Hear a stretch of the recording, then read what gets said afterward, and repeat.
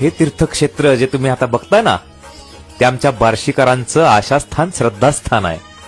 श्री भगवंत मंदिर. भगवान विष्णूंचा अंबरीश वरद श्री भगवंत हा अवतार फक्त बार्शीतच बघायला मिळतो. विठ्ठल रखुमाईची जोडी भक्तांसाठी कायम उभी आहे असं श्री भगवंताला आणि आई लक्ष्मीला बघितलं की वाटू लागतं.